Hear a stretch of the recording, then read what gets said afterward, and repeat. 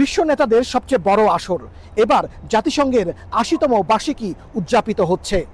আর এবারের সাধারণ পরিষদের অধিবেশনে যোগ দিচ্ছেন ১৪০টিরও বেশি দেশের রাষ্ট্র ও সরকার প্রধান।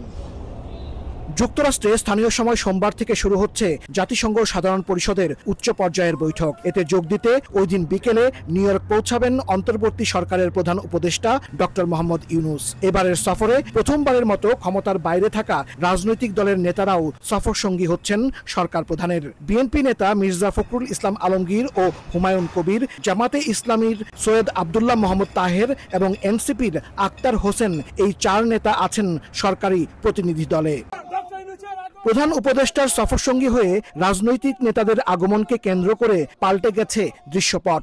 এ নিয়ে উচ্ছ্বসিত যুক্তরাষ্ট্রের বিএনপি নেতারা। তারা বলছেন, নির্বাচন ও সংস্কার নিয়ে কিছু বিতর্ক থাকলেও বাংলাদেশ যে নির্বাচনমুখী, উন্নয়ন সহযোগীদের সেই বার্তা দিতে চায় অন্তর্বর্তী সরকার। আমরা চাই দ্রুত সময়ে নির্বাচন হোক, মানুষের যে ভোটের অধিকার সেটা ফিরে পায়। যুক্তরাষ্ট্রে প্রথমবারের মতো নিয়োগ পাওয়া জামাতের মুখপাত্র ডক্টর নাকিবুর রহমানও মনে করেন, বৃহত্তর স্বার্থে বাংলাদেশ যে একতাবদ্ধ সেটি জানান দেওয়ার পাশাপাশি প্রফেসর ইউনূস ফেব্রুয়ারিতে জাতীয় সংসদ নির্বাচনের ঘোষণা দেবেন বিশ্ব দরবারে। সবগুলো রাজনৈতিক দলই কিন্তু একটা বিষয়ে একমত যে ফেব্রুয়ারিতে নির্বাচন হতে হবে, বাংলাদেশকে সামনের দিকে এগিয়ে নিয়ে যেতে হবে এবং বাংলাদেশের যে সমস্যা আছে সেই সমাধানগুলো আমাদেরকেই করতে হবে। সফরসূচি অনুযায়ী ২৬ সেপ্টেম্বর জাতিসংঘ সাধারণ পরিষদে বাংলায় ভাষণ দেবেন প্রধান উপদেষ্টা। ২৭ সেপ্টেম্বর অভিবাসী বাংলাদেশিদের সংবর্ধনা ও ৩০ তারিখ রোহিঙ্গা বিষয়ক বিশেষ অধিবেশনে যোগ দেয়া ছাড়াও বিভিন্ন দেশের রাষ্ট্র